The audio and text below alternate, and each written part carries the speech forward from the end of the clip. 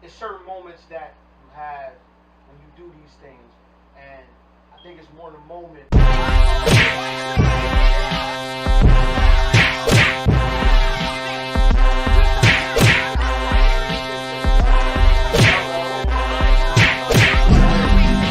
These guys came from Woodland, Delaware. Where was you from? Now, who's fighting right now? Who's fighting right now? Who's fighting right now? Who's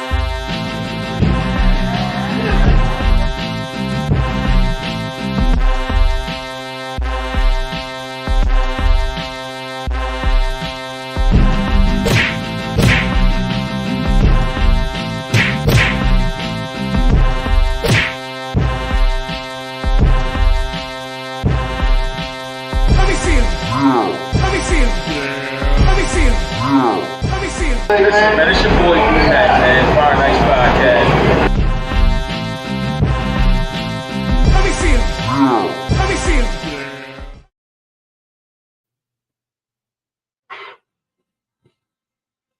Yenzo. Yo. We're back again. It's Tuesday night. You're now rocking with the best.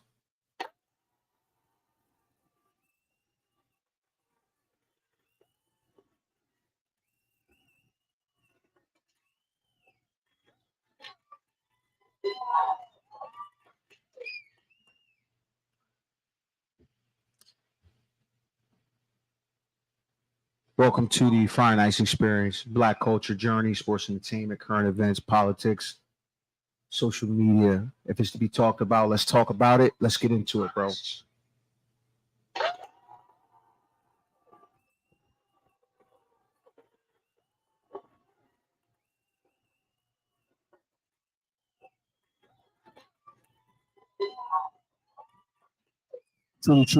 Truly appreciate y'all. Y'all could be anywhere in the world, but y'all fucking with the guys, man. The boys are back. It's Tuesday night.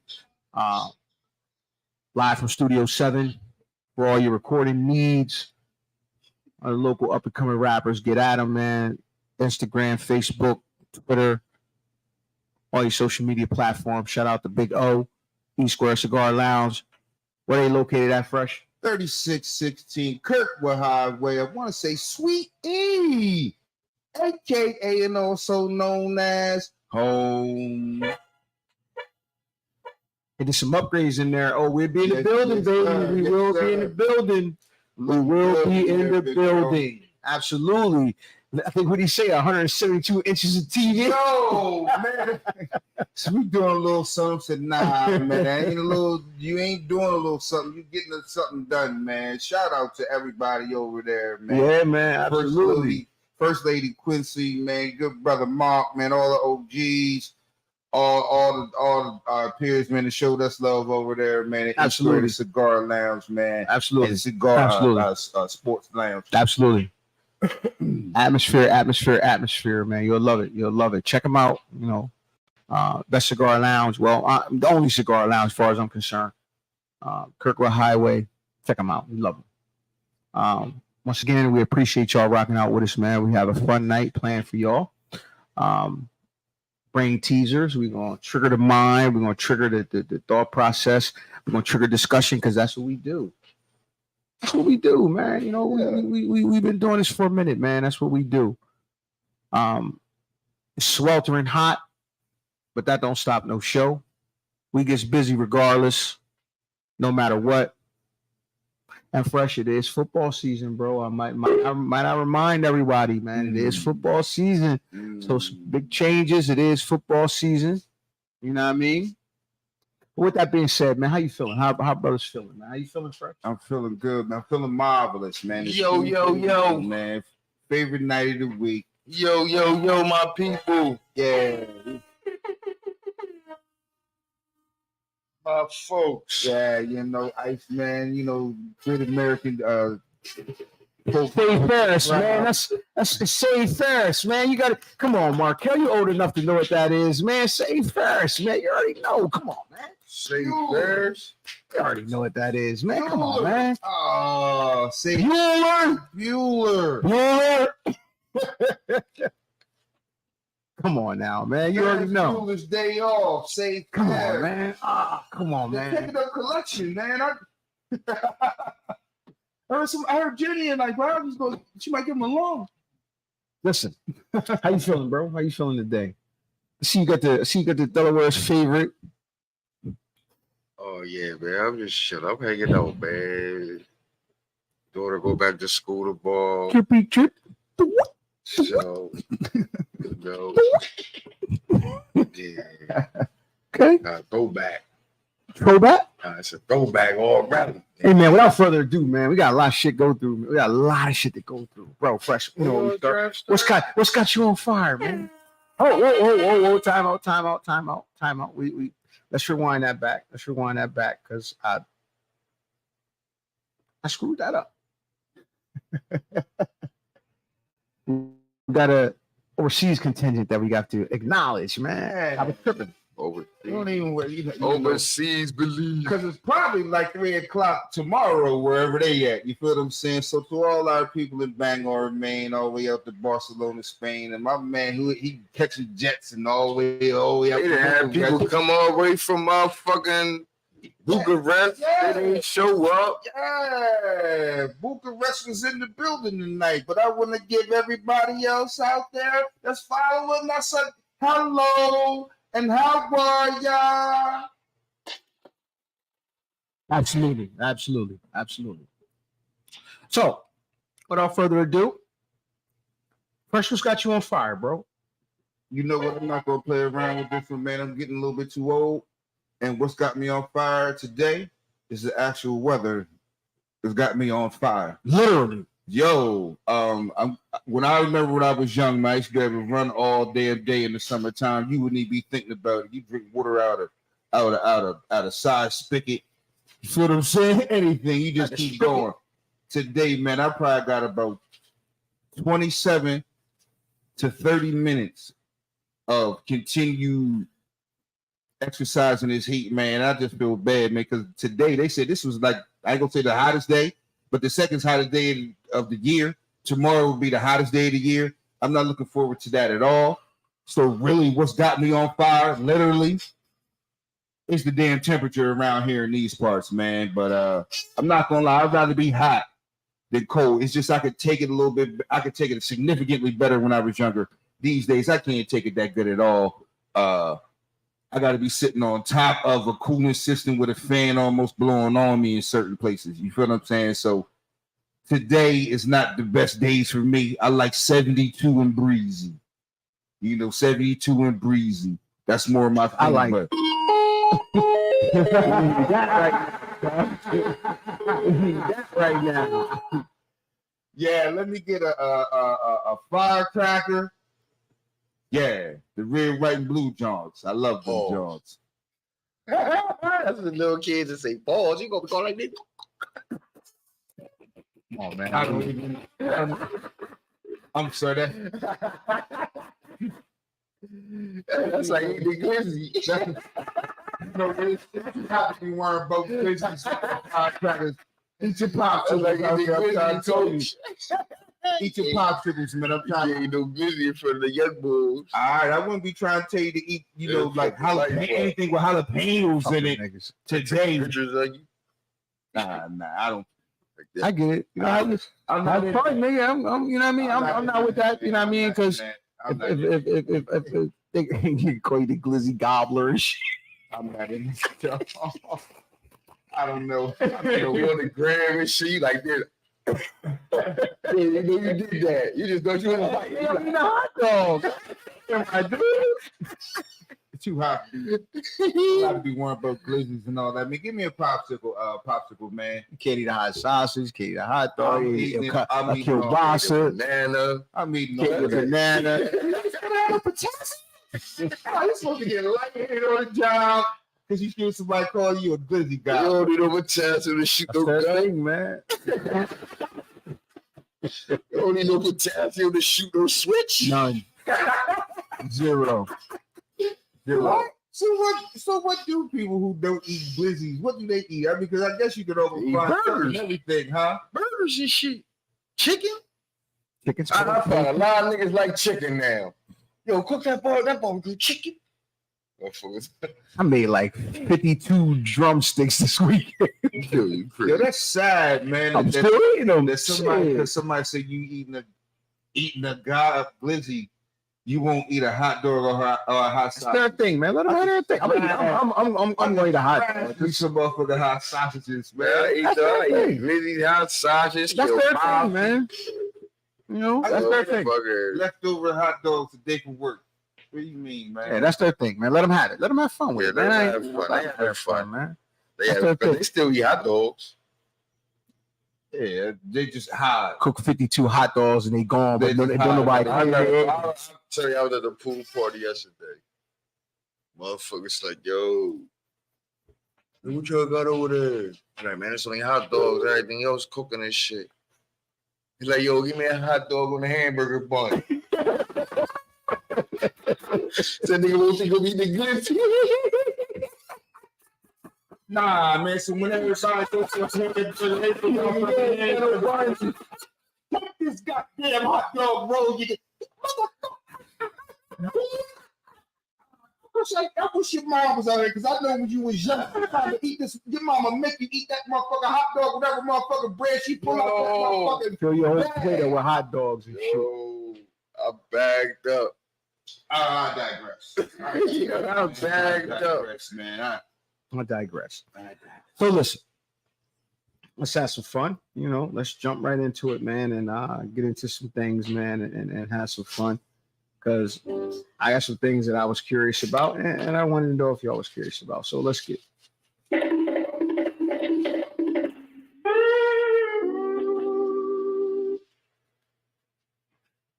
What race is Vin Diesel, bro? For the Italian. What race is Vin Diesel, Yeah, bro? Italian. You sure? You sure about that? You sure about that? Yeah, African American. he's Italian. I'm not saying I got the answer. I'm just curious. With a slight hint of Morocco. Ain't that Morocco? You see that slight? He Italian. Listen, I'm not saying I have the answer. I'm just curious. I've never known. I don't know what this dude is. What is he? Italian and black. That's your answer. You sticking to it? Yeah. Is that the real answer though? You know that for sure? Nah, that's the answer. That's the answer, dog. African Moroccan. He looked that's a funny that's a exotic mix to me. Like Even black. Italian. He just said, What is he? I don't know. I don't have the answer. That's a real question. Like, a rhetorical question. You know what I mean? That was like a real rhetorical question. I see something, these beige, and I'm like, Should he be? but he like a different kind of beige, man. Like I ain't never seen this dude with hair. Like, He never played a black role. yeah, like he always First played off, like. bro. they did back in them breakdancing days. Where? What movie? You don't even know No what movie. What movie? Video. Breakdancing instructional videos. Yo, let me find out Vin Diesel teaching turbo moves, man. No, he had the windbreakers and everything. That can be pulled up. Man, you welling. Well, first of all, we all got it wrong. Don't give the answer. That's a great American mystery. Don't give the answer. No, don't give the answer. I know that nigga was Samoan. Nah, don't get an answer because there's some people out there who want to know what he is, but don't nobody really want to reveal it. We ain't gonna reveal it. Don't let him know what he is, man. Just cause he like he white when he need to be, black. He like a chameleon. He's been in roles that could go to any race, gender, not gender, any race. Like a placebo or something. He's he's like a cloned like hybrid male. Just like in the future, he's all gonna look like Vin Diesel. Creamsicle. It's just a beige nigga, just no hair, no nothing, just beige. Just nah, that's his swag. Where Vin Diesel from, man? Vin I don't know. Diesel is white.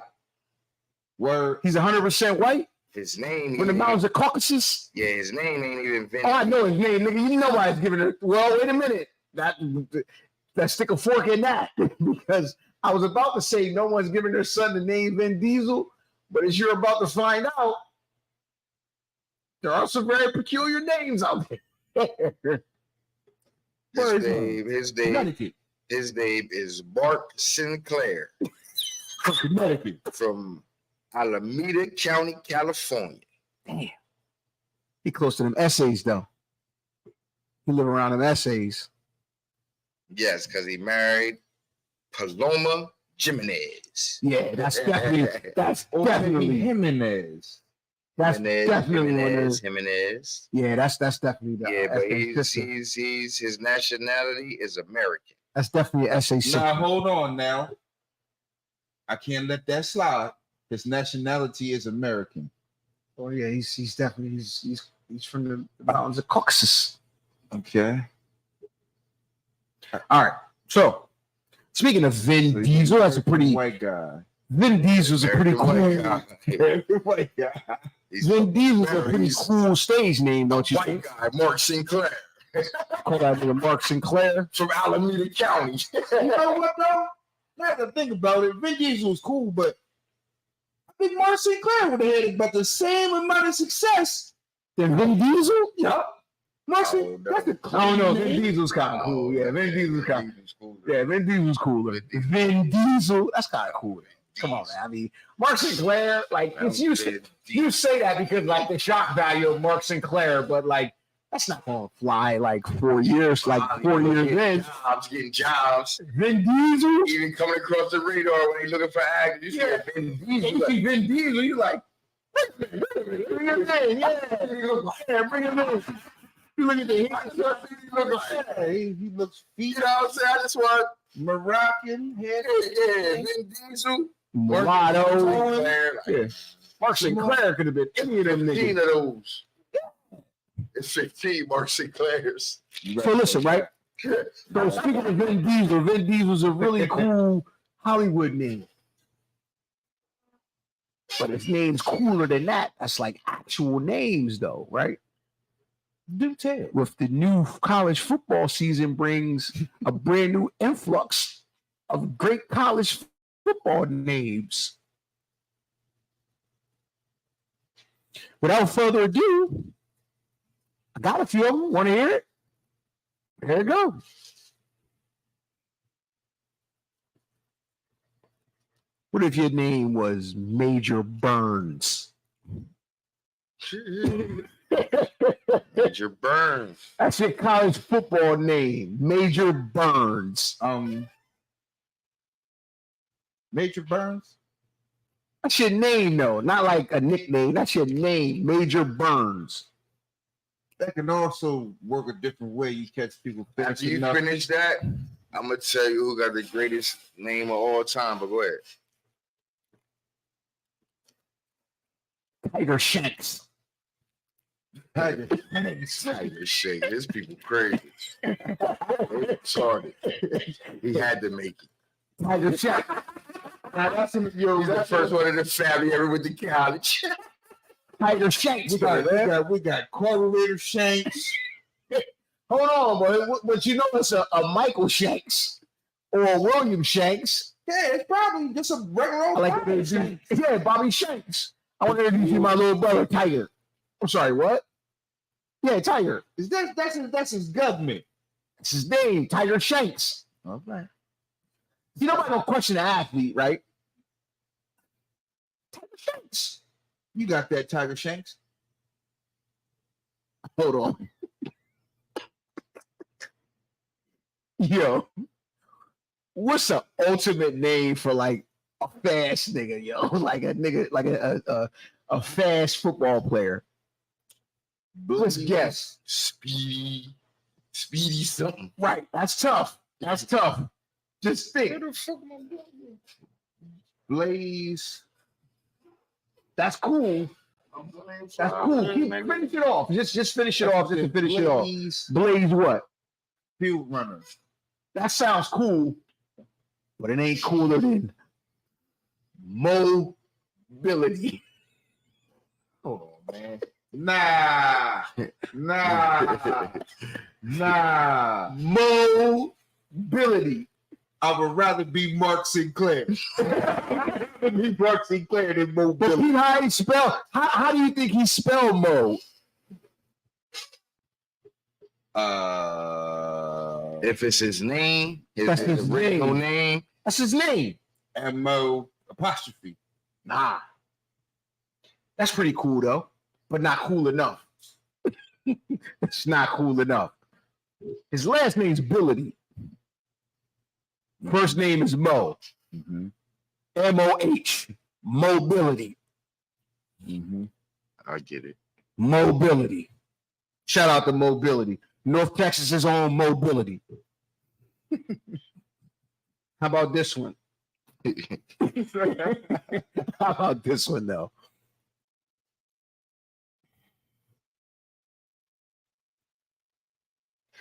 Fish McWilliams. If that's my real name, I'd rather go with Mark Sinclair. You're not happy with Fish McWilliams? Nah, not Fish. You're not fucking with Fish McWilliams? You can call anybody anything you want, but to have that, I gotta write that down all through my life. Fish, you know what I'm But saying? hold on, you're not just Fish McWilliams doing the podcast. You are UAB's Fish Dog. McWilliams. You know how many Fish McWilliams don't make it to UAB? How does that spell? Just Fish. That's nothing special about Fish. So you know how many Oh, they Mo- retarded. mobilities don't make it I'm to not college? my- I don't think there's a mobility, bro. There's no other mobility. Oh yeah, it's names are here. Yeah, but it ain't no mobility. Streets, bro. I don't think it's a mobility. It's like a spontaneous combustion, just walking. How about around this one, like though? How about this one? And I think y'all might have heard of this one. I think y'all might have heard of Tell this. y'all. I think y'all might have heard of this one. What's that? Dorilus Clark. I can go with that. Dorilus Clark. Is it Dorellis? No, it's D-A apostrophe R-E-A-L-Y-S-T. The realist. Y-S-T? Y-S-T. Are you sure that's how you pronounce it? Defiance College, though. I mean, it didn't take up nowhere. He just went to Defiance College. Didn't really take up Is nowhere. that like Del Tech? Hold on, Yeah, man. that's Dorellis. The relish? I know somebody named Dorellis. This the realist. The real is Real, because it's in the name. Real. The realist. okay, like the real. Yeah, is. I'm the realist. I'm the But real. I'm the realist. Wow. I'm the They realist. got a Y in it though. Right, you're not the realist. Hey, fancy. You're the realist. Fancy, bro. Yeah, highbrow. Oh, Or fancy. Or Relish. The Relish. Or it could be the relish. I don't know. The Relish is good. We can go with All that. right. Got another one? I got more. Hmm? I got more. University of Tulane's Fat Watts. That's cool. Who? With a P. Fat Watts. That's cool. Yeah, Fat Boy, Watts. got me facts. fat. Fat Watts. Yeah, I'm cool with that. Shout out Tulane's Fat Watts. Mm-hmm. That's pretty dope though. How about this one? Florida International University. Shout out to my man. Rowdy Beers.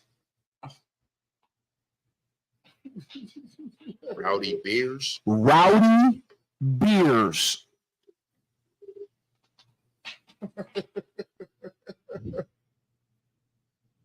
Shout out Rowdy Beers, FIU's own.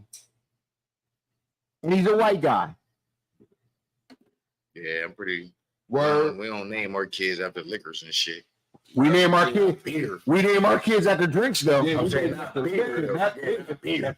That's what I mean. Not beer. Right. Because Trust. I'd like to introduce Alabama's own University of Alabama's Kool-Aid McKinstry. Kool-Aid, nigga.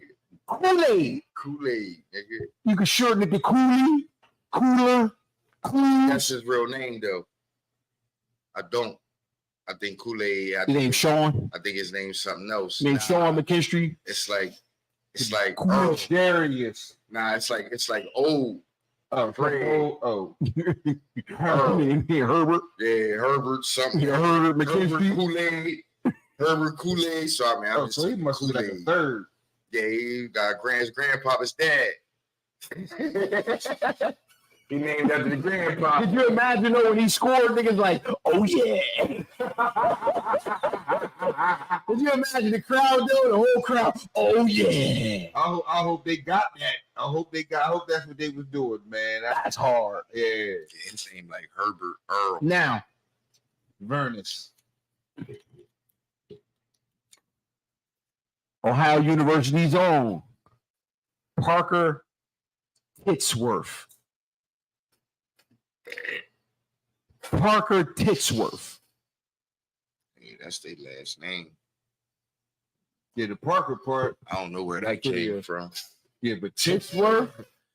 Oh, cursed. They got that shit last name? Ew. I always wonder where some of these Yeah, the last name names came come from. from, man. Like, of course I know where the first name came from. You pop shrooms one day. But where the fuck do you come up with what you just say? Parker Titsworth. From Italy. Italy just said with worth on it. What are you saying, bro? What are you saying, bro? Run it, bro. Run it, bro. I came from a long line of Titsworth. And last but not least, University of Oklahoma's own General Booty. General Booty. General Booty. Well, I don't know. For a lot of times in my life, they're gonna call me General. I'm cool with that. G Booty. But you got to be nice because you might be General Lee Booty. All your fucking life. General Lee Booty. Oh, man, he's some chick, General Lee Booty. That's his name. So gotta be careful. I mean, every nickname can work against you. Yeah, some of them. That's all of General Booty. General Booty. You said you had a classic one. Yeah, shout out to my man Wink. You know Wink. You know what I mean? VA's on. His son's name is Chasing Money Kirby. Okay. You know what? Chasing. You know what? Chasing is a sneaky, regular fucking name. Like, oh, okay, yeah, your kids wasn't born in the 70s, 80s. We not with Nah, no way, shape, or form. Yo, that's nah. what he You know named what his I'm son. But if you motherfucking, Money Kirby. but if you motherfucking figuring it out, that can be like, I saw what you did there. I saw what you did. You go a lot of ways with that. Because Chasing Kirby, here, you feel what I'm saying? Here, Chasing Money Kirby, like, oh. Yeah. Motherfucker Chasing Money Kirby, I said, yo. that's my name. Nigga, what the fuck you mean I get after a bag? And then I always thought one was real unique. I watched the movie. You ever seen that movie, Sir? Nah. Dude named his son Sir. I think So Jay-Z named his so son. every time you talk to Jay his named his son, son, sir. you gotta say Sir. Yeah, Jay named his son himself. I think what's the name? Tip named his son Major, and then he got another kid with There's like a couple people name their sons. They put the sir in front of it just so you have to say the sir. Whenever you pronounce that. I mean, or they just name their son. Yeah, Sir, I seen the name's movie son. a long time ago called Sir. They call me They sir, call me Sir. Yup. Sir Parker. Like every time they talk to you, they gotta address you. Yeah, you know what I'm saying, Sir. interesting names, man. Interesting names. That's So listen. perspective. Hey, question. I ran across this today and I Right. thought about it. I want your take on the better movie. Which one is the better movie? Gladiator, Russell Crowe. Troy, or 300?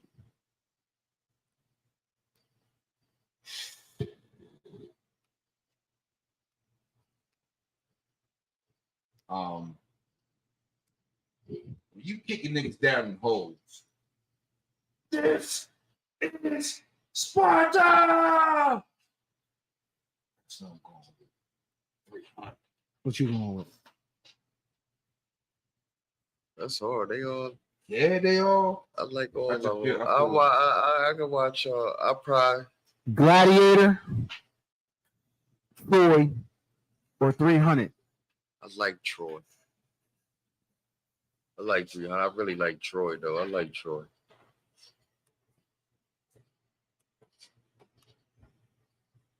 I don't know. Visually watching TV nowadays, I probably would say I would watch 300. I probably. I gotta go with 300. I gotta go with because 300. it's man. fast paced. It's an adrenaline rush for me. Yeah, that's what I said. It's more fast It's paced. just an adrenaline rush, man. And TV time, I'm not trying to sit down and watch no biopics and shit. You know what I'm saying? I ain't trying to watch You ain't watch no biopic? Nah, not no biopic of that nature. You know what I'm saying? I like Troy. I like Troy and Gladiator though. Don't get me wrong. Yeah, absolutely. But these days in time, I'm on to the next. You know what I'm saying? I could watch 300 and be, you know what I'm saying? It's a couple different scenes out of 300 I could just catch. You know what I'm saying? Like when Xerxes come out and he's stepping down on niggas, I'm like, oh shit, that was balls. I can catch that when the nigga threw the shit and the motherfucker and grazed his jaw. Mm-hmm. You know what I'm saying?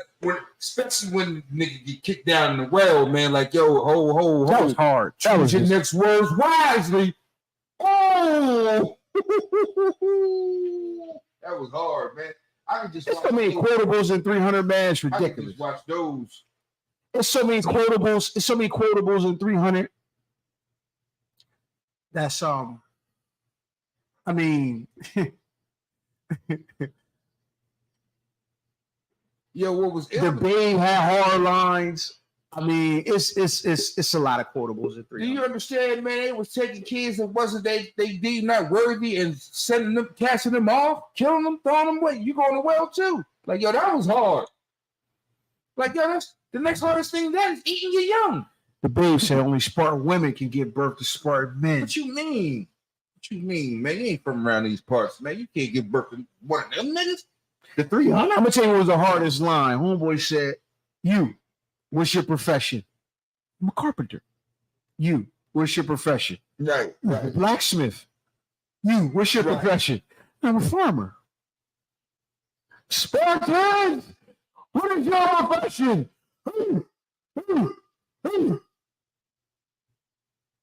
No, not built for this. Who we doing, man? That man said, Florida, that man. man said, where's the rest of the men? Where's the rest of the men? Man, trip me, man. I bought 300 warriors strong. He said they gonna block out the sun. All right. Shadows. Shadows. Yo, we'll fight. They block out the sun. We'll fight in the shadows, in the shade. Shout out to 300, Don't know man. anything, but in the shade. Shout out to Dan Lebatard. In the shade. I watch it. I gotta watch it every time it come on, man. It just it's a Yeah, 300 it's for a me, it's a man. straight adrenaline No rush, disrespect man. to the other two, but 300 for me every trip. Yeah. I mean, the other two. Now you might get somebody else that swear by, the other joint. From your evil tones, The other joint, my lord. Definitely horror flicks. Definitely all horror flicks, man. Because, I mean, Troy got some shit with it too. But with that being said, I'm going 300 every You know trip. what I mean, I'm going 300. So listen, got a question for you. Are we ready to have this discussion yet, man? Let's get serious. You didn't take my glasses off. Let's have this discussion, man. Is Kiss really top 5 dead or alive? Oh shit. No. Nah, that's an easy one for me. No. So even And that's no disrespect at all. No, it's not. To me, when it comes to people like kids, certain people when they pop up top 5 dead or alive, these are already made men who I would already say is in the hip hop Hall of Fame. You know what I'm saying? Like we talking about Dwayne Wade or I don't know, pick a random Hall of Famer in the NBA. We're not talking about a Popeye Jones. You feel what I'm saying? We're not talking about a PJ Tucker. We're not talking about a Pat Bear. We're talking about somebody that's already a made man. But I say that to say this. He's not top 5 dead or alive. I can name 5 very easily that I'm like, yeah, it got him. catchy moniker though. It's a catchy moniker. That's the thing though. That's the thing though. With that, he could go any way he want with it. He made it up. That's what I said. So he can go any way he want with it. Nigga debating like, now I was talking about lyricists. Now I was talking about. You know, he can change that on the fly. Yeah, nigga, because a nigga could go to your albums and be like, you know what I'm saying? You're like, nah, I was top 5 there alive mixtape, nigga. I thought it was a very smart move because with you being the originator of the moniker top 5 that are alive, you are always in the conversation. You're always in the conversation. Oh, it's almost like a the great marketing. It's a great conversation marketing ploy. Right. I remember the times he had top 5 that are alive on some hats. You know what I'm saying? I remember that. Yeah. But I mean, not saying he did it for marketing. Or maybe he did. I don't think he did. He truly believes that. Yeah, he probably do. But if you ask him, I never heard his top 5. Have you ever heard Jadakiss's top 5? No. Well, let me ask. Well, I'm pretty sure it's out there. I've never heard it. Well, I got you here. Can you name 5 just off the top of your head? I can name. I can, but I'm just saying. I can name 10 off. But I was saying I want to hear his top 5 because I want to hear who he would replace for himself. Because everybody he got in his top 5, I'm pretty sure is old. You know what I mean? Before him, I don't think nobody after him is in his top 5. Right. So yeah, I don't think he would have Lil Baby. You know what I'm saying? So who old school you before you started rapping? Because you got to take somebody out to put yourself in. Who was your top 5? Yeah. What was your criteria? What was you basing things on? Yeah, you know what I'm saying? They have to say your top 5 dead or alive. You know what I'm saying? We might have a clearer picture of what you trying to get at with people. Yeah, you know what I mean? Because you're gonna have to take. Because I know for sure. I'm pretty sure I never heard his top 5. If I'm not mistaken. I know I have. But the way you talk about Big and Pac, I'm pretty sure they in your top 5. So that's 3. You, Big, and Pac. Who the other 2? And who you? You know what I'm saying? It's so many MCs left. It's 2 slots. You got Jay, you got Nas, you got Rakim, Big Daddy. Man. You got fucking KRS-One. You got KRS-One. Yeah, LL. It's like Rap, Pun. It's niggas in your class to me. That's like you can't say you head and shoulders better than. Like you're not head and shoulders better than B. Nah, he's saying that though. That's what he's saying. Niggas in my class and niggas after me got no shot. I'm up here with the Rakims, the Biggies, the Pop. I'm up here with them. These other niggas ain't. Let me pose this question. Let me pose this question. Think about this though. Let's pose this question because this is gonna go real left. Nah. I'm gonna just pose this question.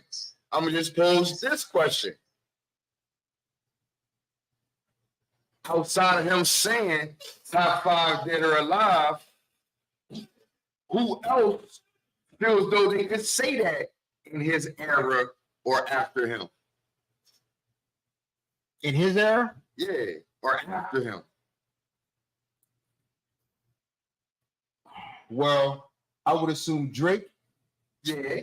I would assume Drake. I know for a fact that three can feel like they feel like they can say it. I would assume Kendrick already said it. Kendrick pretty much already said it. I'm those you know who what I mean? are saying it. Drake and Cole has said it without saying it, kind of. You know what I mean? Okay. Those three, I would say, are in the conversation. Of course, Wayne has said on various occasions, best rapper alive. You know, top five. I would assume he said he's top five that are alive. Period. no, he said best rapper alive. Period. So top five. He didn't even say top five. He said best rapper alive. Rapper alive. Period. I'm assuming that's At a time when certain niggas was on his house. You better than all them niggas and some old school niggas? No. You're not better than Q. You're not better than a lot of niggas. Now, that's what I said. It's cooler though. No, that's what I said. Now, it depends on the criteria of his top five that are alive. Because if you're talking about lyrics and all that, you might be a better lyricist than Q. I don't know. Are we saying that? But you're not a better rapper. And you know what I'm saying? They different shit. You might be better something than somebody. But as a whole, you're not the top five. You're not. I think Kiss fails in the biggest category of all. It simply does not have the material from a solo perspective. I can't say that. I can't say he don't got material because that's what's making him say he top five alive. No, what he's basing that off is his actual hottest lines, but he don't have the projects. I'm sorry, he just don't. They got man. Them niggas got like 30 albums out there. When you say them niggas, you mean add up to? I'm just saying, like, but he talking about his raps. He talking about his raps, and they all the project. Okay, so even his albums ain't. He talking about me specific, but he's talking about me specifically rapping on these raps. Yeah, I don't agree with that. Because that's what I'm saying. His albums can't compete with none of these niggas' albums. Even niggas after him, you know what I'm saying? And he not talking about my album. I'm talking about, nigga, when I get on a mic, my lyrics, what I say is hot. Every time. Even if it ain't got the beat that niggas like, you know what I'm saying?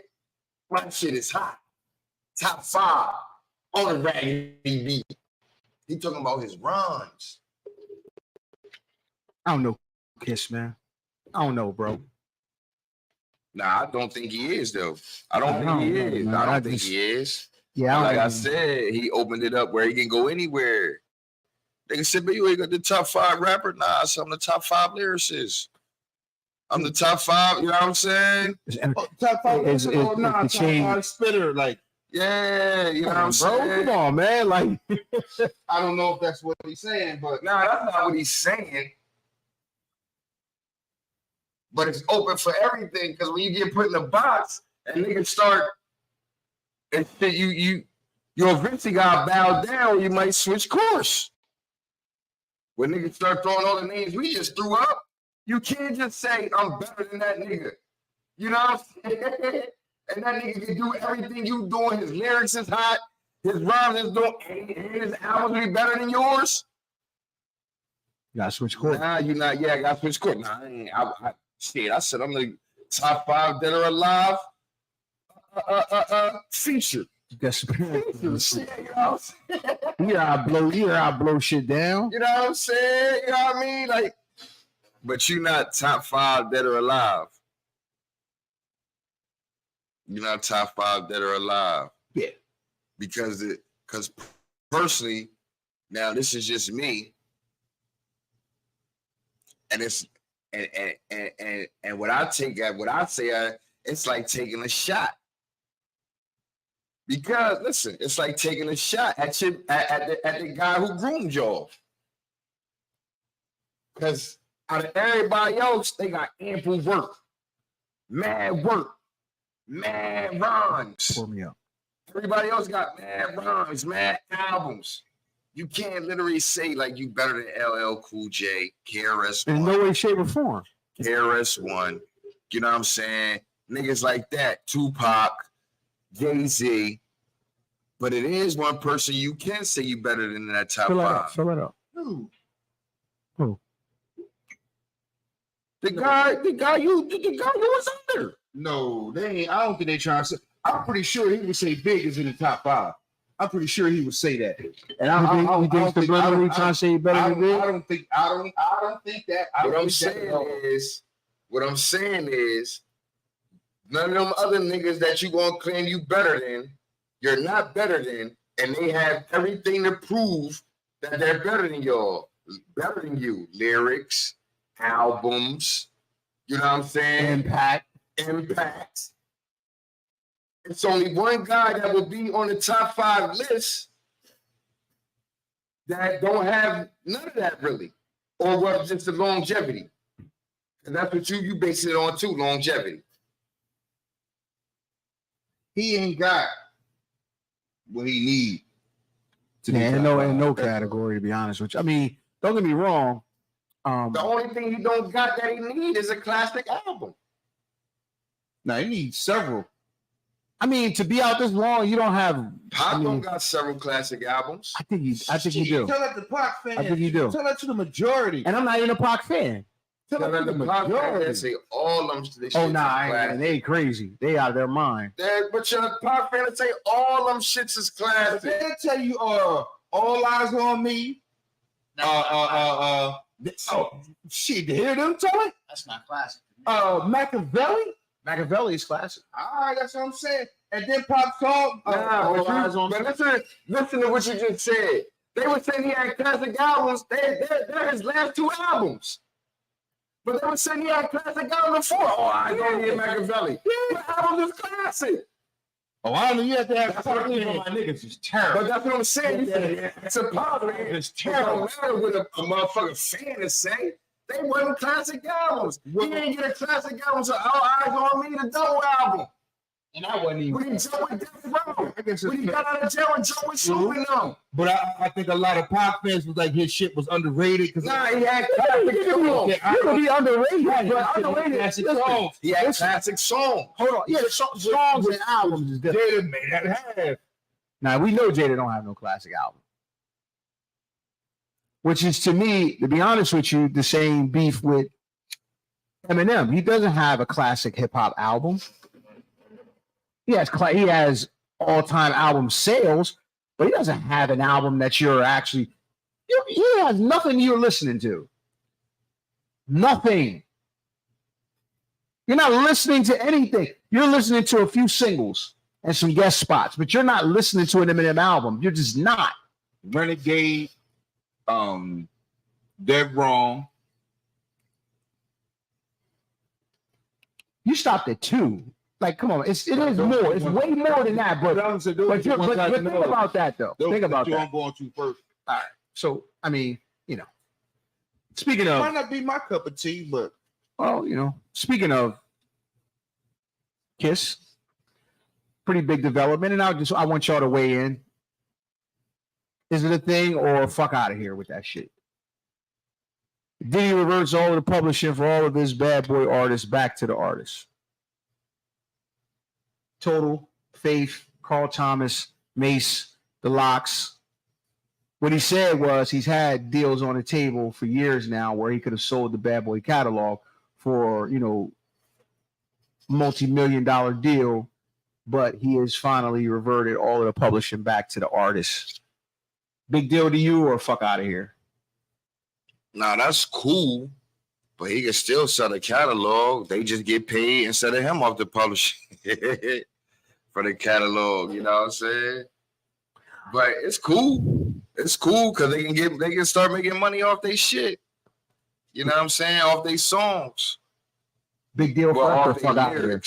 It's a huge deal. Okay. It's a huge deal because like a lot of us don't know, man, how the music business is structured and how you get money. You know what I'm saying? I'm assuming. Nah, I'm not even going to assume. Diddy gave these guys money in advance. Probably for your publishing. They probably didn't know it, but that was probably what that was for. You're publishing. Oh, that's somewhere in the contract or whatever. And it was probably slimy, but that was how music business is done. And I ain't saying it's cool for that to be done, but he's like, oh shit, that's how that goes. Then that's how that goes. That's how that goes. You feel what I'm saying? So when they saying, give me back my publishing, that's to say it was ever yours. Like, and that's to say, you saying, oh, give me back my publishing to people who think business, the music business go a certain way. Don't go that way.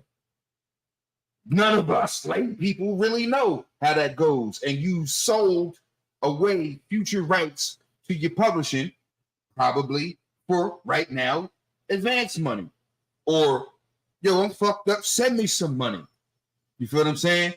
So, with that being said, he had no recourse, like he said, like I could just sold it to these people over here because I own it.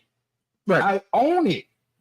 I own it. Irv Gotti literally said, I'm never selling her. That's how I make my money. I own it. I'm never selling Ashanti's publishing back to her or giving it to her. But to think about it in layman's terms, as the Locks weren't thinking about it in layman's terms, and then they was like, you know what I'm saying? It ain't that serious. And then Diddy just gave them their shit back. Once they understood what the fuck, like how the business go, they're like, that's how the business goes. If he didn't do it, somebody else would have did it to us as well. And they probably wouldn't have given back. You feel me? They probably wouldn't have given back the publishing. But since Diddy is from the culture. Oh, Diddy. Oh, come on, man. Right, so let me That's a lot of other people ain't getting their publishing back. Let me ask you this. So tell the people what's the difference between publishing and masters? Your masters, as far as I know, your masters is the actual recording of the original composition. Now, with that being said, if you go into a studio and make a song, which probably would be on somebody else's dime, or distributed, which is very important, on somebody else's dime, you will probably, as far as getting your masters, someone owns whoever paid. If you go into a studio, whoever paid for that, those are your masters. But if you have masters or tapes, like everybody had demo tapes, they ain't gotta be masters. If you ain't in a big studio, demo tapes are your masters. You own them. If you had some real live 7 songs as a demo or whatever, or 7 songs as an album, and this entity, this person, this group right here paid for everything except you rhyming, they own the song to be reproduced and mass produced and given out that way. Now, the difference between publishing is the actual songwriting on a song. Whoever composes the song that way, there are credits that way, but there are not always, there aren't just vocal composition. There are people who, hey man, I made the beat or made this thing from scratch. So, all right. So now going back to what I was saying, he can still get on a publishing and still get paid off the masters. Mm-hmm. So that's why I said it's good that they got their publishing, but he's still eating. Right. If he gave them rights, if he gave them their right to their publishing and didn't give them their rights to their masters, they couldn't mass produce their. So like we going to come out with a Money, Power, Respect. They got re-recorded. They got to re-record it. Now what they could do is all those songs that they did already, motherfuckers, sing. If somebody wanted to use them, they get the publishing. That's why I say they get the publishing. Right. They want to use it for a commercial. So for commercial, you know what I mean? Or you would get a bigger chunk of your royalty check. You know what I'm saying? Because it was like, oh man, some people's royalties be great. Because it has generated some money. Because a lot of times it's going to generate money because the money is paid The Nah, money but- is paid in. But I was trying to get that point across because sometimes when people hear that, they think Diddy washed his hands of it.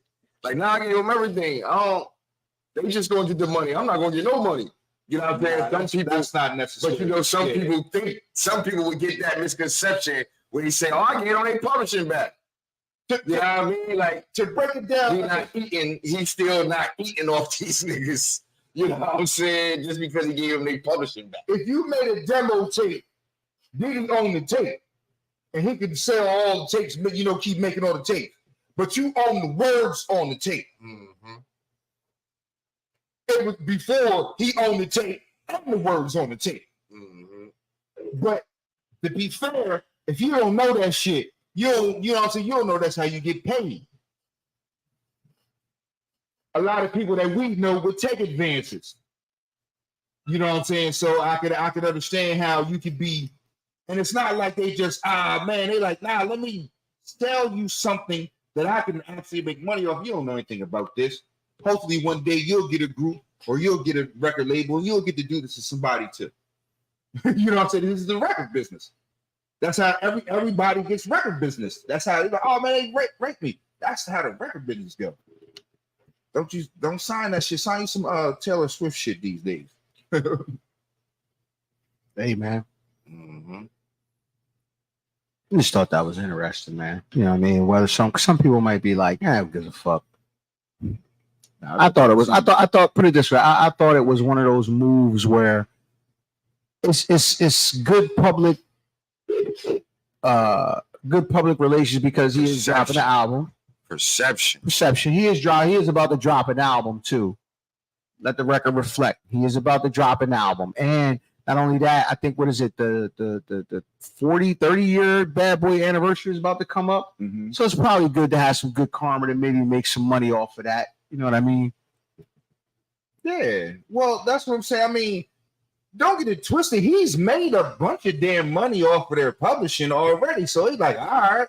And that's what some people say. Some people said that, hey, man, like, is there any value in it left? You to milk the dry after all these years. But I don't think that's the case, because with hip hop, there's always money to be made, because as we can see, you know, dudes are selling their entire catalog. And that nigga called swindle them niggas. Oh, It's good, but listen. It gives them an opportunity to make some money off of their work, I think. Nah, because money. You ain't gonna want to hear it. Listen, I don't know, but I don't want to hear nothing Carl Thomas said over no different beat. And the one thing I do know is right now, Diddy is reusing all those beats y'all sung over and did all shit over. I'm giving them to my son. Lil Diddy. I'm giving them to my son. Lil Diddy, his whole career is built off the Bad Boy catalog. You know what I'm saying? I'm giving Because them to my as it son. says here, because all right, so by y'all having y'all publishing, I understand. like y'all alluded to, the main difference between master and publishing rights are master rights refer to the original song or sound used for reproduction and distribution, while publishing rights refer to the owner of the actual music composition. Master rights typically belong to either the artist, record label, recording studio, or any other party who financed the recording, while publishing rights belong to the owner of the actual music composition. Master royalties are earnings received due to owning a master right on the recording of an original song, while publishing royalties are earnings made as a result of owning a publisher's right to a song. So, Lil Diddy can pretty much put out 72 old Bad Boy songs, and Big Diddy still reaps the benefit of it. Now, they both get paid. Why wouldn't you? You got an unlimited library. Y'all can have y'all, but you say I ran the drill. I run the drill is raw. The well is dry on your songs. So now when you hear Summer Rain beat, it's gonna be Lil Diddy on that motherfucking beat. When you hear Benjamin's beat, it's gonna be Lil Diddy on that beat. So it's like, as the time go, motherfucker ain't gonna want, you know. Because that song is on Diddy's album, so it's not like, you know, it's unless Chris can only get paid if they use, like, he'll get a royalty off of it if it does something in a commercial. He'll get a small royalty, but unless they use his actual lyric, composition, his And that's the composition. thing too. That's the thing too. Man, companies wasn't company. Listen, not to really diss nobody. But a company would come to P. Diddy before they come to you for your song and your publishing. You know what I'm saying? That's the whole point. You know what I'm saying? So that's what I'm saying. It's cool. Point. But go ahead and have that shit. You ain't gonna do nothing, can't do nothing with it. That's the whole You can't do point. nothing with it unless you probably safe. I would bet to all of y'all, you're publishing, that you can't do with it on your own. What I can do with it. Ain't no big time. Ain't get calling Carl Thomas. And that's the point. Yo, I said it a couple months ago. Lupe Fiasco said something right towards this. He said, "Yo, man," he said because he heard his idol Jay was wanting his masters back. So he kept going to his record company like, "Yo, I want my masters." So they gave him to him. He's like, "What the fuck you gonna do with it? Walk around with it in a briefcase?" And then and all that shit out there, he's like, "Well, what the fuck am I gonna do with my masters?" Okay, now I got my masters. What's the functionality of it? Now what I do? Now what I do? I really got my motherfucking masters in a suitcase. I just said I ain't gonna do nothing with them. That's what I said. Only probably Faith. I ain't saying they can or they can't, but I would probably rather just leave in Diddy hands. I'm like, cut me in. Because Faith is, you know what I'm saying? I say Faith is because she more of she getting different background, different music genre. She can sing those songs over jazz, over live instruments and beats and shit. I'm shocked. I'm shocked. And it'd be a whole new different song. I'm shocked. Lil Diddy ain't raped Mace's whole catalog. It's coming. It's coming. I'm shocked. He had more of a work ethic. He would have them. It's Get coming. out of there. Bury them songs. My dad's a big I rock all them songs, cuz. Bad boy vault in my basement. Coming. Not to say he didn't. They might just wasn't the songs that hit. Right. You know what I'm saying? He might have used a couple of these. He got that window in there. He got that window there with T.I. That's what I'm saying. Some of them might not, you know what I mean? Might not hit, but he probably got a lot of shit. Black Rob, he got. I remember You know they get paid off them joints. I remember our brothers Flex and Hated. I remember they was talking to the world renowned and the esteemed iconic Philly sound, Gamble and Huff. Their sons, they had very good relationship with them. They was like, dog, if y'all have any samples of the Philadelphia sound, like literally open up the door and it's like, damn, that's the original backstab. You know, like all clear. Like, wow.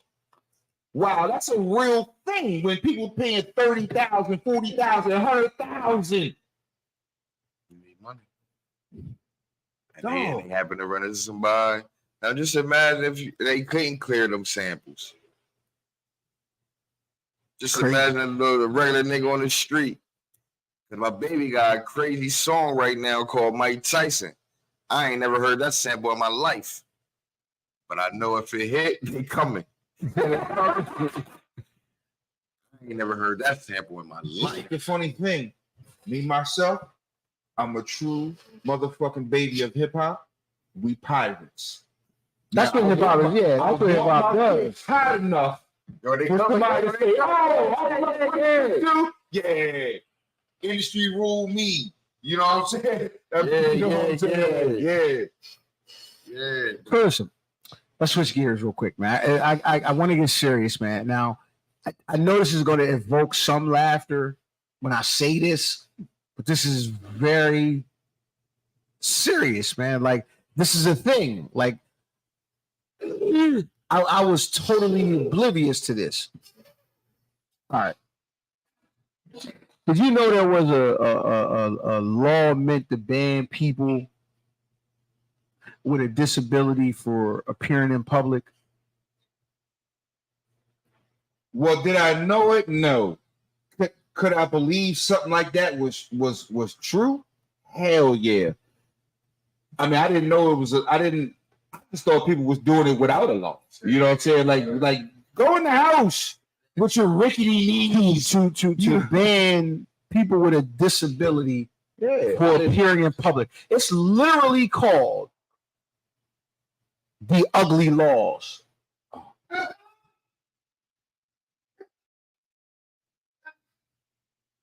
Literally, like, I mean, literally.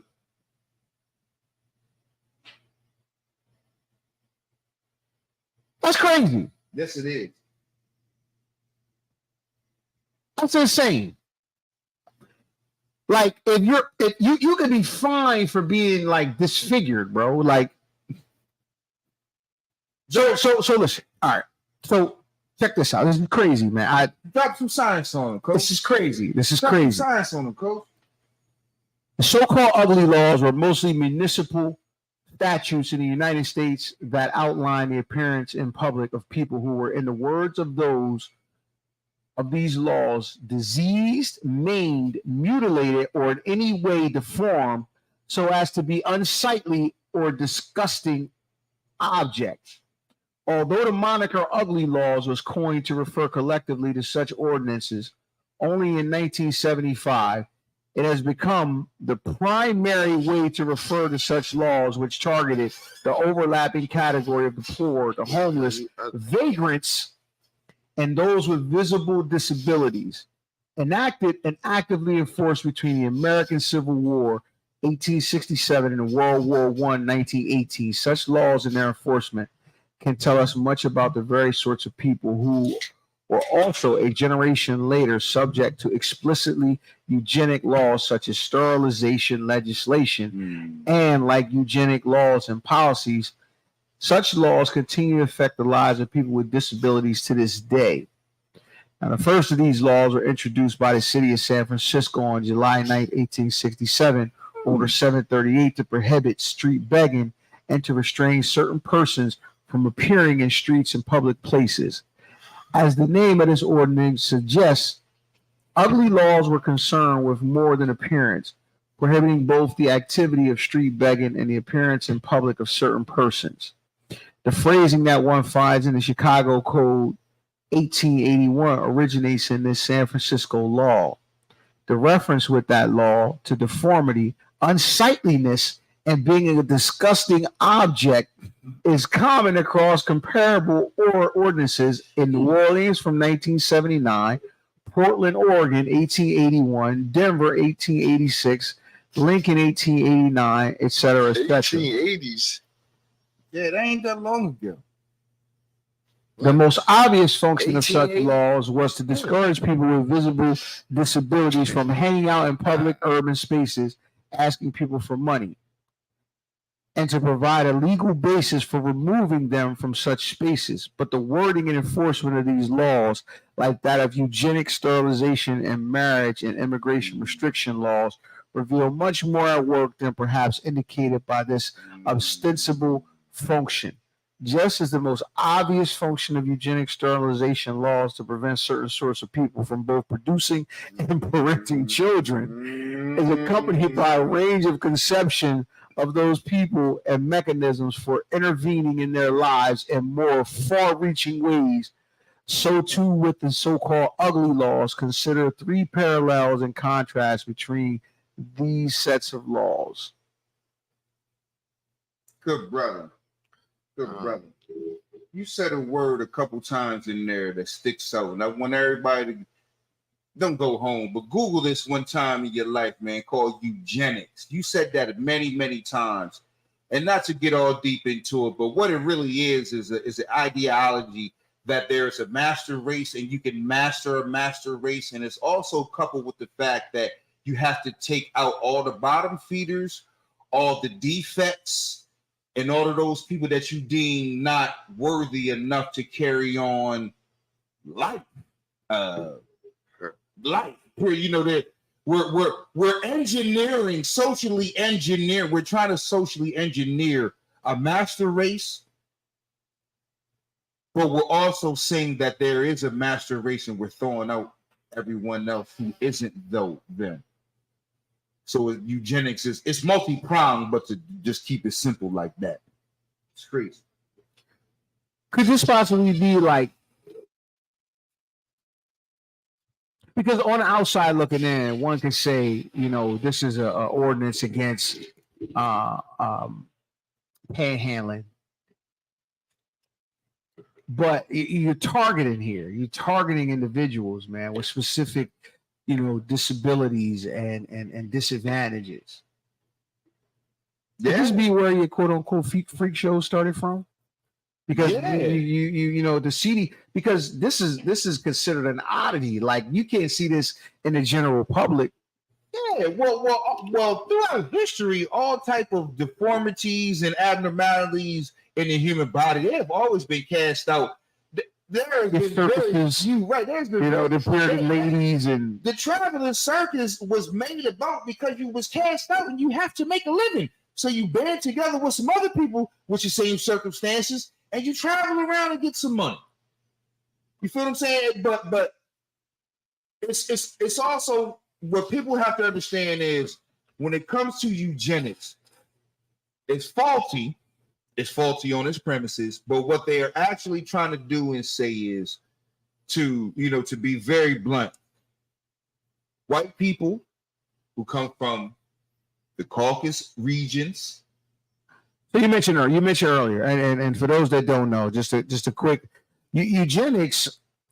At one point, it was like the 80s. It was like a huge thing. Like it was like I think it touched on that, like L. Ron. It's like the precursor to Scientology with L. Ron Hubbard, and it's the study of how to arrange reproduction within a human population to increase the occurrence of heritable characteristics regarded as desirable. Yes, and you're ultimately playing God. Right. But the funny thing is, well, even with that, the thing is, the DNA is the DNA. You know what I'm saying? The environment can change it a little bit, but if you have Italian people or whatever, but anyway, I digress. With the eugenics and all of that, they were, like I said, they was from, actually, this is a mentality that is originated from the Caucasus Mountains. The Germans were very heavy in this. Well, a lot of Eastern Europe was Slavic, baby. Right. From the mountains of Caucasus. And they just out of nowhere, because this is a fairly recent mentality. I want to say it was actually born in late 1700s, 1800s. So it was like, all right, that's fairly new. So the newer religions, you're further and further away from the truth. So with that being said, these people are trying to socially engineer and say, okay, well, blonde hair, blue eyes, or what people would call perfect. That's just what the fuck you say. Or desirable. Right. That's what you say is more desirable. And that's not even a new concept. Not saying a new concept. You're just a person that's trying to capitalize off of that. When we just said there were Spartans that was throwing babies away way before your time in the 1800s. Socially engineering gladiators. So with that being said, the eugenics part, there's actually a well thought out plan and purpose to the exclusion or inclusion of certain caucuses. So these things are very short-sighted because they're not very well thought out, but the people who follow them think that this is true. So it allows shit like this to go on, bro, without very much truth. I just thought that was crazy. A friend of mine exposed me to that, and I was like, wow, that's wild. Like, it just goes to show that, mayonnaise mayhem has run rampant for a long time, man. Like, well, just to speak on the 1800s, like you said it went from the Civil War to World War I. This wasn't repealed until like couple years after we were, I mean, a couple years before we were born. That's crazy. So the United States actually was trying to have a pure nation. They didn't come over here. They say we include everyone, but no, our actual people who actually colonized this land didn't have the same idea. They was like, we from sea to shining fucking sea. Move the fuck out the way, Seminoles. Move the fuck out the way, Pontiac. Move the fuck out the way, Moors. Move the fuck out the way, Mexicans. You're not that included around this motherfucker. We're making America's where this experiment, we're going to try to kick this thing off. And now that we actually got the land to do it, see y'all. Bye. We could just try to have just Caucasians here. Right. And we'll start off like this from the, and so that's all eugenics. Even America, Americans don't know that we use Nazi scientists and doctors to win the war. I mean, to win the race to space. All kind of different shit. That's for another day, man. That's if you want to go on different pages with me. We're going to go down that rabbit hole. Come on, man. I'm just saying, I'm speaking all facts. Show and prove, God. I can dig it. So listen, pose a question for you. We're all of a certain age where we have children that are, certain age, right? What's the rules on if you in the club and your son or daughter walking? Leave. You gotta leave. Yeah. You gotta leave. You can't chill with your kids in the club. Fuck. Now both things. Hold on. Before you go, why you can't chill with your kids in the club? Nah, because if you in the bar chilling and your son walk in. If I'm at the bar chilling and my son walk in, that's the wrong bar for me. You know what I'm saying? That's now not the bar you go to. Listen, I'm not going in the bar with my kid. I'm not looking at that. I'm not going in the bar with my kid. I'm not. Because when you're alleviated, you do things that, you know what I'm saying, that you don't want you know what I'm saying? It's still shit I don't want my kids seeing me doing. Even though I'm a father. Okay. That's a little shit I still don't want them to see me doing. Acting crazy, getting at these bitches. The same bitches you trying to get. Yo, in the club competing. Y'all in the club competing. Y'all at the bar competing. The cash bar. I can't say this. Y'all go. You leaving or he leaving? You which one? Leaving. You leaving? Hey. All right, Fresh. What's the rule on that, bro?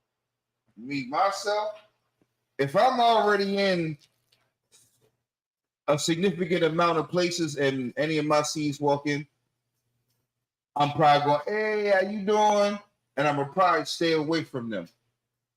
But I don't, you know what I'm saying?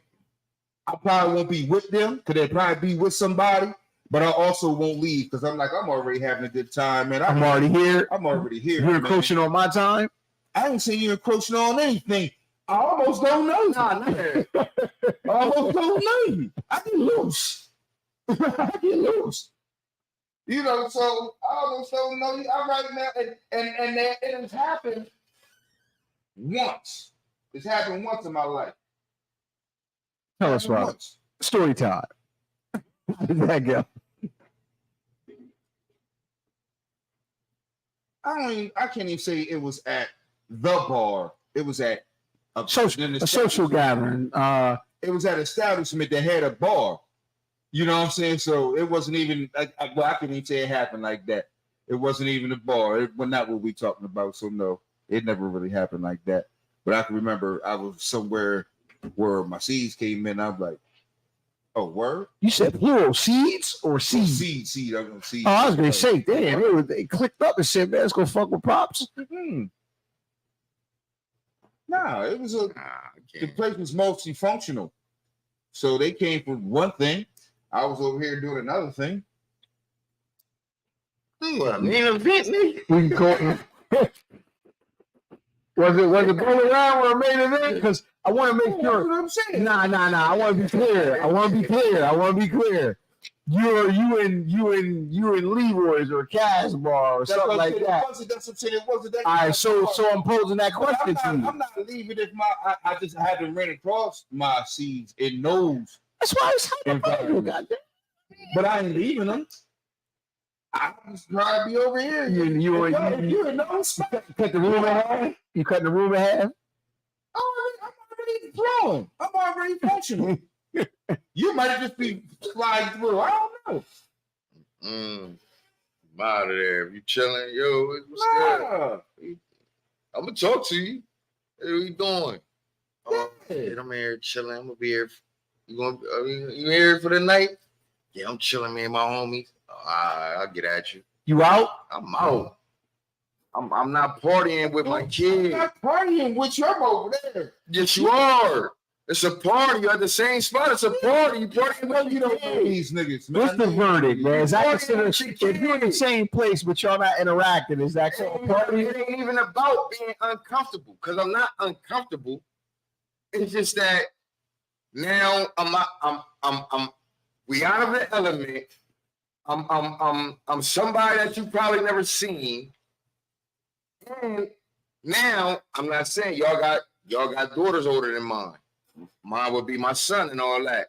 I'm not really worried about that, but I am. I would be on alert. Listen, Somewhere where I'm at. I'm extremely uncomfortable with my daughter walking in. I'm definitely in the wrong place. My son, I might got more of a shot at kind of like lingering a little bit than I'm out. I might have a drink with him, but I might be. I think I might have. But if they go where you going, if they, all right, I'm not even gonna say if they go where you going. If my kids go where I go, if my son come in a spot where I go, I gotta leave. Put it this way: I'm not going where he going. I get what you're saying. I'm not going where he going. Yeah. But if he come, like, if I'm not going where he going, but if he going where I'm going, nah, it's not like that. I'm not even familiar with where you going. But if you happen to come past, All right, let me ask you this. Let me just ask you this question. Let me ask y'all this, propose this question to y'all. Motherfuckers already in the club on whatever they on. You in the club and you on. Nah, I ain't gonna say high alert, but you like, yo, anything can happen in this motherfucking club. Now your daughter walk in. nah, we both gotta leave. Now your daughter walk in. if it's high alert like that, we all. I'm not saying it's high alert, but anytime we go to a club, it's always alert. No, I'm not always high alert at the And club. that's the problem. I get it. And that's the problem. Why is that the problem? Why is that the problem? That's the problem with him.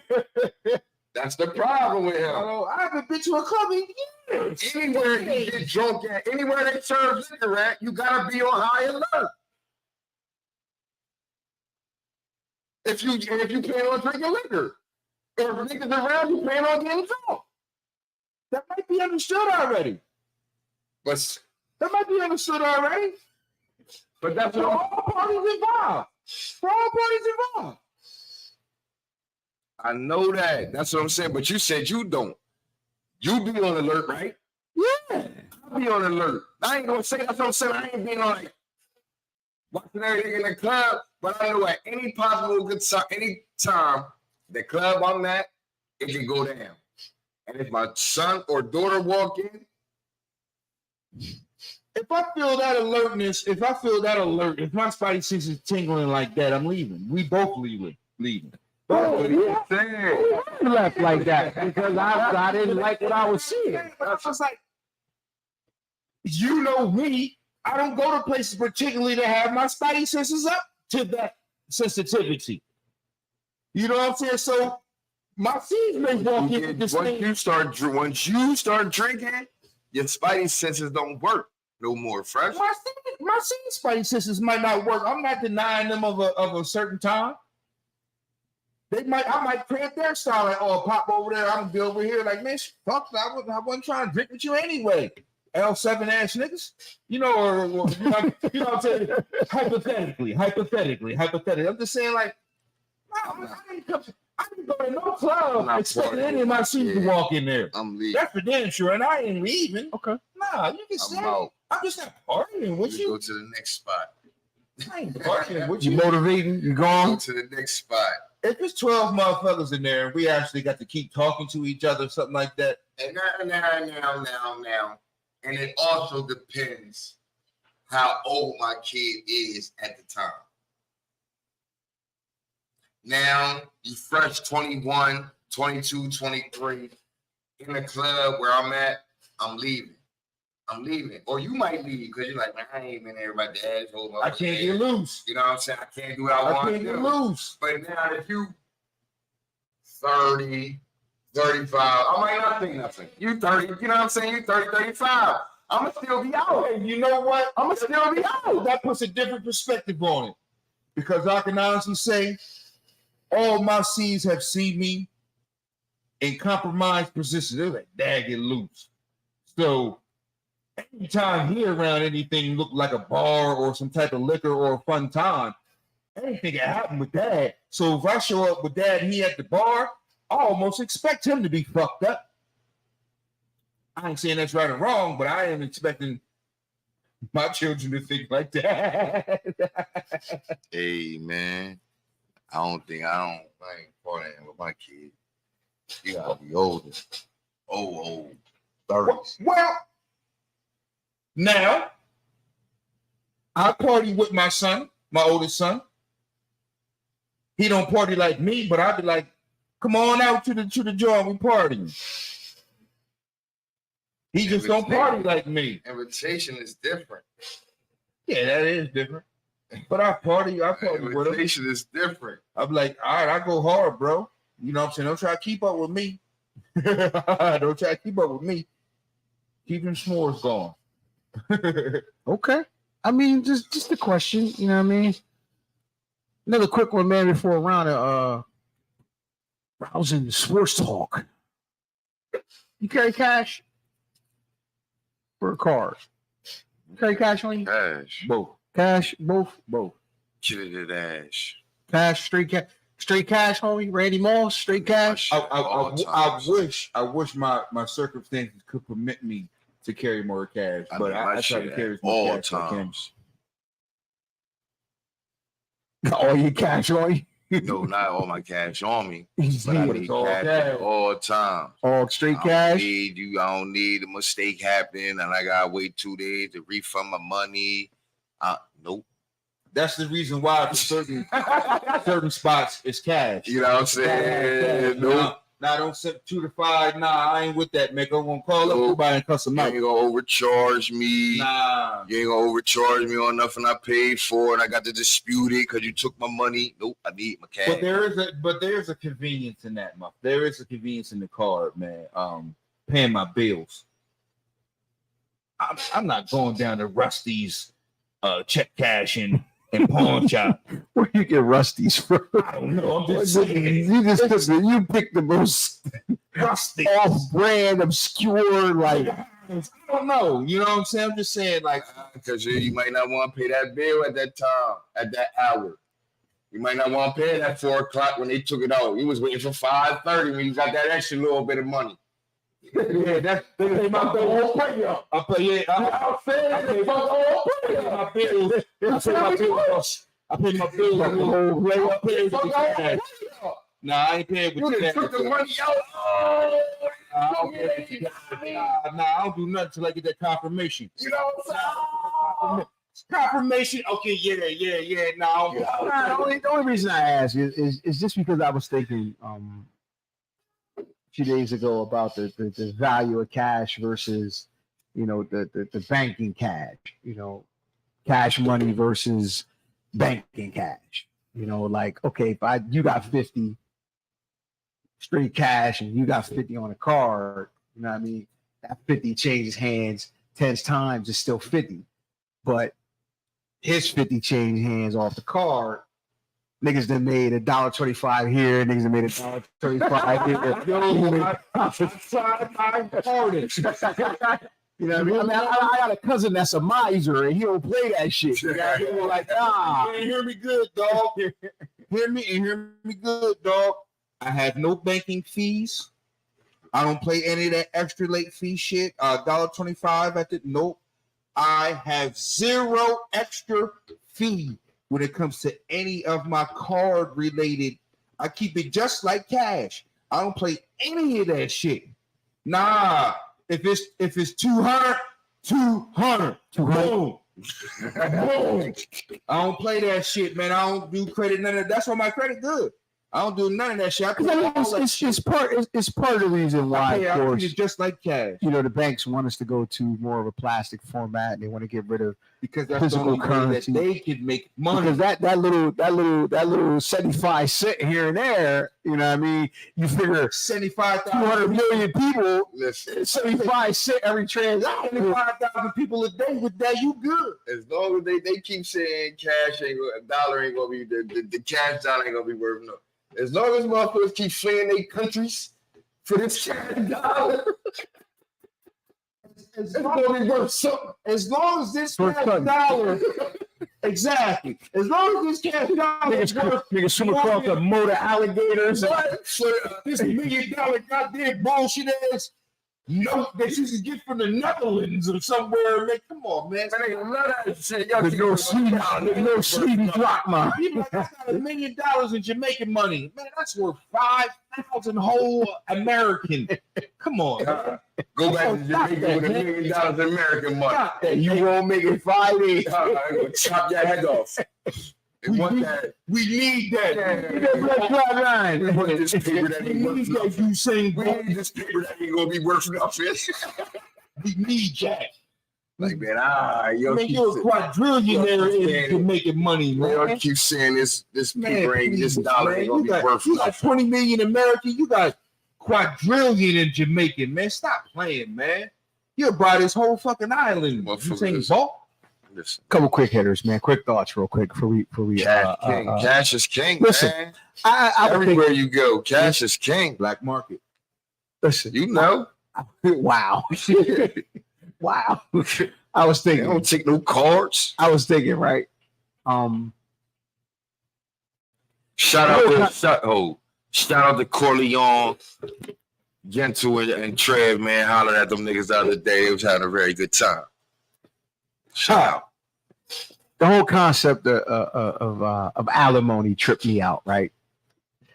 It's a very, I mean, my whole thing is this. Okay, so all right, so let's say, regular guy, you know, he's married, he gets caught cheating, right? Mm-hmm. What he does is immoral, right? Mm-hmm. His wife decides, you know what? I don't like that. I want to leave you, and I want half your money when I leave. I made an immoral decision, but you benefit from my immoral decision when there's no contract in place to support that says you get half. There's nothing that says you get half my money. You made a decision to leave me. Good brother. The contract.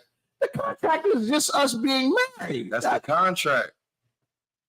That's the contract right there. There's no marriage. There's nothing in a marriage. There's nothing in a marriage license that says if you act immorally and she leaves you, or vice versa. What we like to say around here? You want it one way. It's a contract. It's a contract. That's a contract. No, it's not an unwritten contract. It's a contract.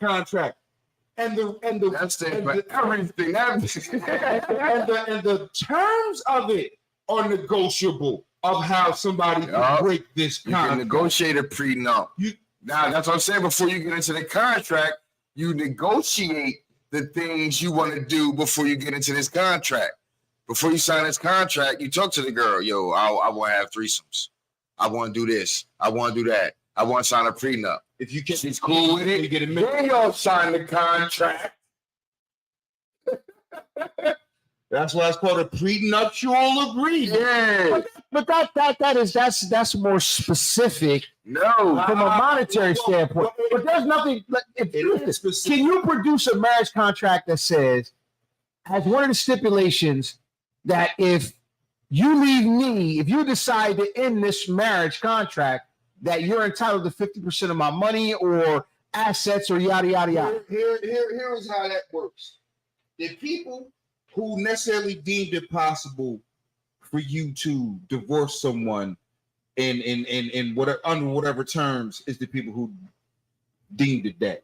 There are also the people who deemed it so that you get certain amounts of money. The people who said, "Oh, this contract y'all signed and he broke it underneath these terms."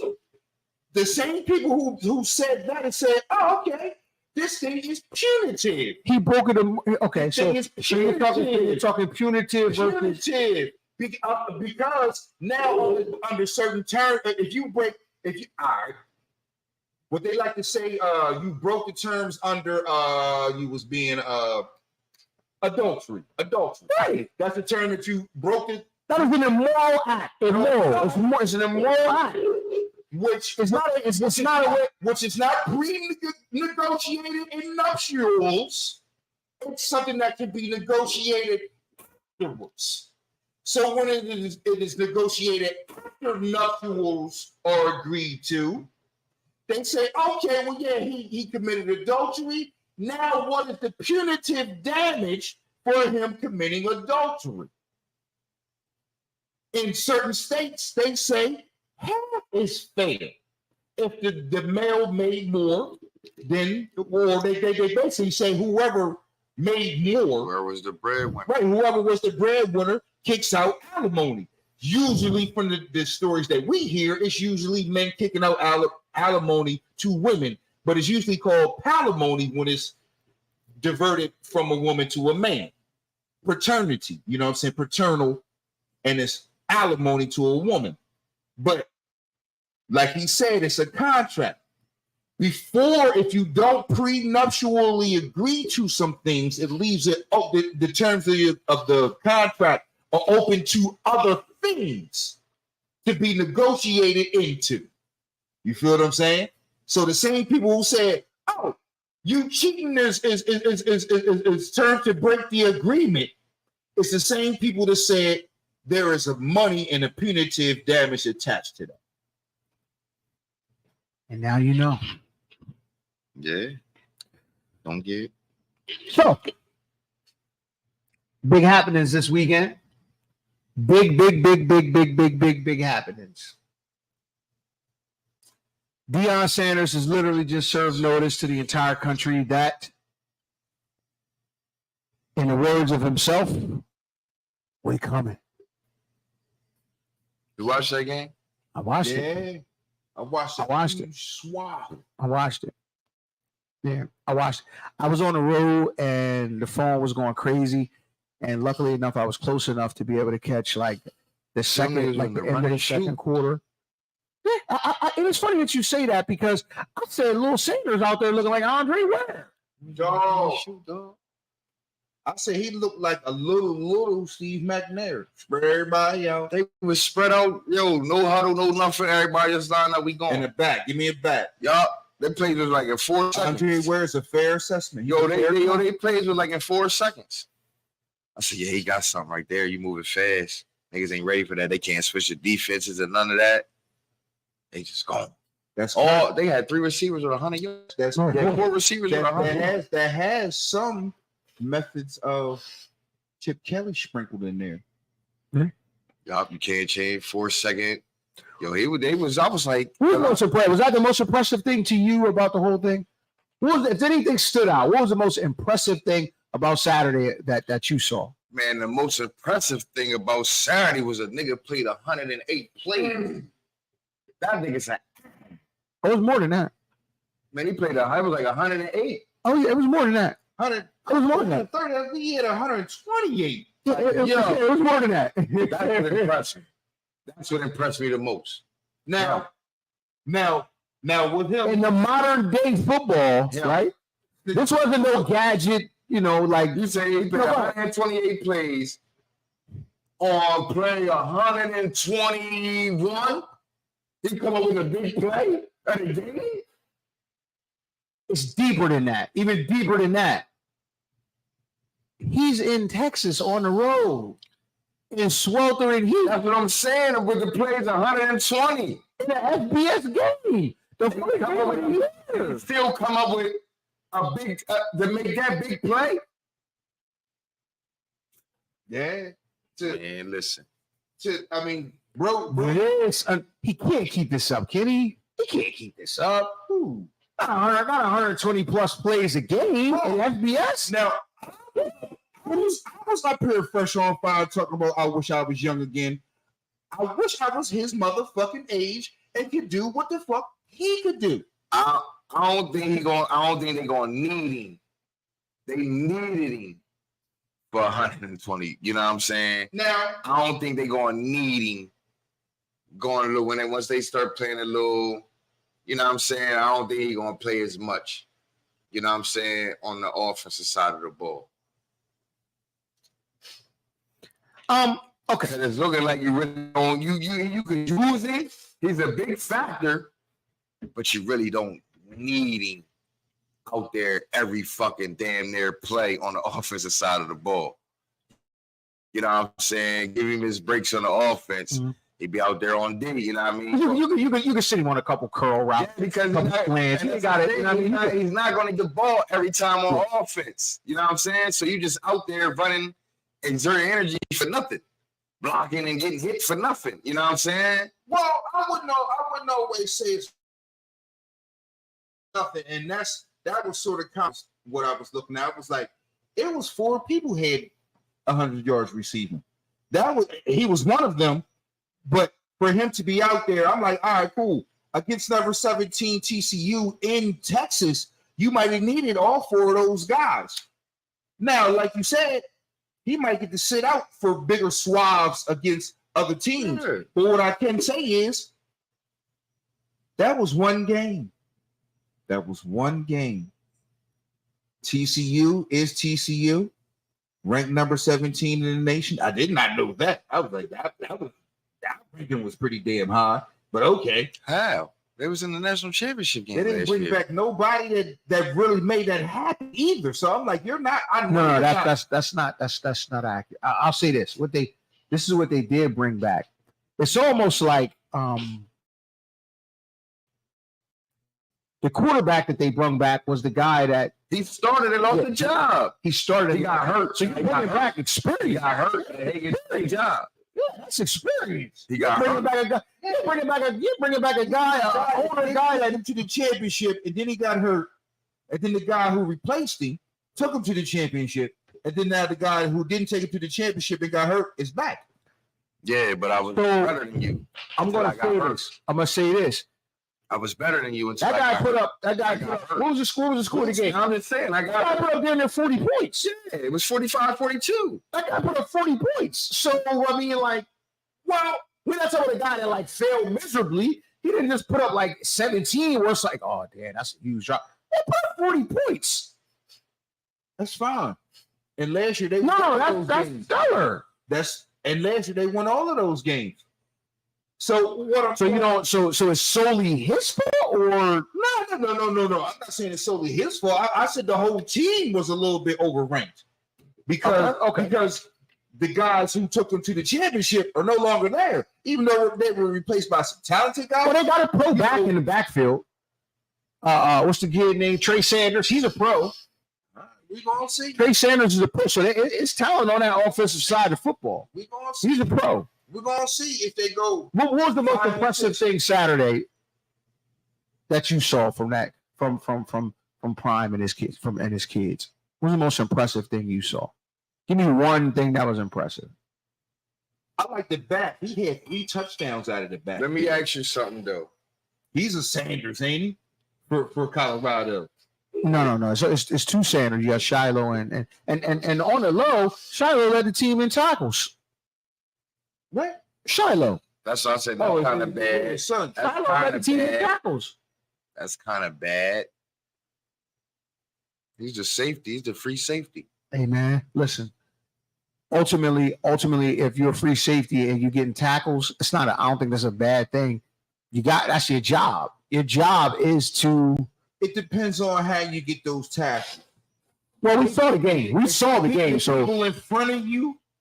Yeah, that's how it was. You shoot around the offense. He wasn't on the line. If you're getting beaten, you got to keep shoestringing people, or your man. Oh no, that wasn't the case. That wasn't the That's case. what I'm saying. Well, that's kind of different. TCU did a lot of yeoman work on the a lot of tackles behind in his area. You know what I'm saying? 10 tackles, 10 tackles though. I mean, it's 10 tackles though. He led the team in tackles. Yeah, 11. Yeah. If you're looking for a bright spot on defense where there was not many, it was the Sanders that showed up. I ain't mad at that. Yeah, because it could have been a whole lot more touchdowns back there. I'll tell you what was impressive about me though, because that I saw what was impressive. They went up early, right? Mm-hmm. TCU got their footing, and TCU stormed back and took the lead. Mm-hmm. They came right back down this. Lil Prime said, "Nah, not today," and they continued to match their matter. It was a shit turn. They won a shootout on the road with a team that wins shootouts. That was the together, because if you look at it, all of the guys that had the big games for Colorado, right? Of course, you look at Hunter, and he didn't put together the big touchdown numbers, but I think each one of those receptions were because the back had 3 touchdowns. He had multiple big 3rd down and 4th down conversions on one-on-one balls where he just beat the D back. Where you gotta have that sometimes when you're a difference maker. Those are the types of plays you gotta have. Think about it. What else is standing out to me is how Shador spread the ball around. That's insane. I tell you what surprised me a lot about Shador. Shador broke the pocket multiple times but didn't run. Eyes downfield, scanning the field. Let's see what the experts and the pundits say about that though, because he did it from the pocket with no interceptions and almost like a 87% completion percentage. I saw one of the game of his, and he does not strike me as a runner first. He's not the type of guy to be like, okay, well, I need to win the game with my feet. He's the type of guy like, nah, I need to win the game with my hand and my brain. And that, to me, that's a little bit different from some other people I've talked about. I was impressed with the togetherness of the team. For your first game with an overhaul roster of almost 70 guys, right? And to go on the road and do what they did, it speaks volumes about Right. Yeah, they jumped in there. 20 seconds. They jumped in there. Jumped in there. I mean, I think TCU was overrated, but I'm like, if you beat the number 17, I'm saying, but if you everybody, listen. So does this say more about Colorado or less about TCU? Now, to be honest, motherfuckers didn't even look at TCU as one of those teams anyway. You know what I'm saying? You just seen them get clobbered in the motherfucking national championship game. It's a 20-point favorite, though. That's crazy. Yeah, that's but what I don't. 20-point favorite. Me, I'm like, I wouldn't have ranked them that high, if at all. But I can't say I got the rankings right here in front of me, who I'd have ranked in front of them. But with that being said, if you knock off the number 17 team in their building, you should be ranked, regardless of what anybody thinks about you. Next week is next week. But nobody like motherfuckers ain't really look like, you know what I'm saying? Motherfuckers like TCU, and they good. Yeah, it wasn't, but they ain't. It wasn't enough. Good. Enough to knock them They down. can get beat. You know what I'm saying? They can get beat down. Right. You know what I mean? Now when they get to the meat of the schedule, when they playing Oregon, USC, Man, they gonna be slaughtered. and they Gonna be slaughtered. Obviously, you can't stop nobody. And then when it's somebody out there with a little bit better defense, y'all gonna get slaughtered. You know what I'm saying? Like, y'all gonna get slaughtered because you can't. To say, I didn't think Prime them was going to win this weekend, but I thought it was going to be competitive, at least a little bit closer. I thought it was going to be 7. Yeah, that's what I said. I was like, you know what I'm saying? I was like, they might not win. They're gonna cover. But everybody thought they're gonna cover. Yeah, the 20. But I also was looking at TCU, like I was like, they're highly overrated. So I don't know what's real when I look at Colorado. You feel what I'm saying? I'm like, I didn't think I thought they was to be had. I thought Tennessee was to be TCU was to be had. To answer that question, and Big 12s don't got no defense. Right. You're absolutely right. Right. But what I will say is I trust my eyes and I know speed when I see it. Offensively, yeah, they there. Don't got speed. Offensively, they there. Is that a national championship team? Not so fast. But I know speed when I see it.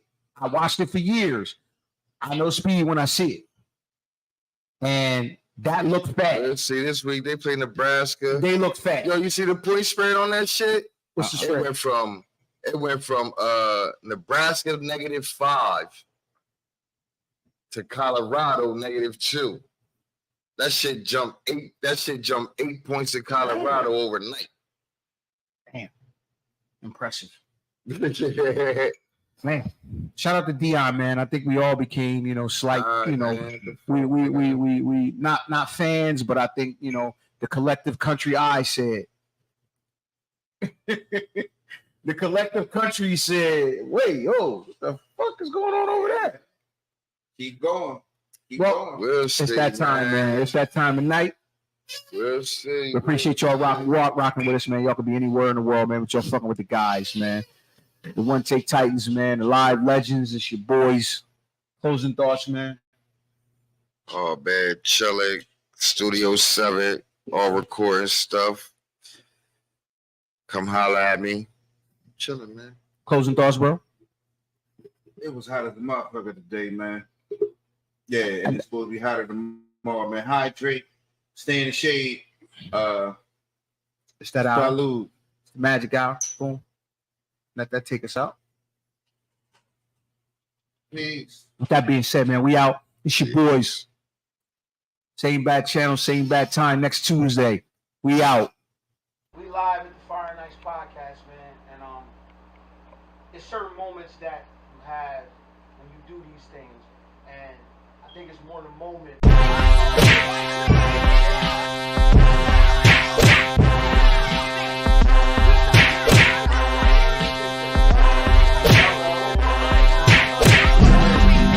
These guys came from Woodland, Delaware. Where was you from? Who's fighting right now? Who's fighting right now? Who's fighting right now? Who's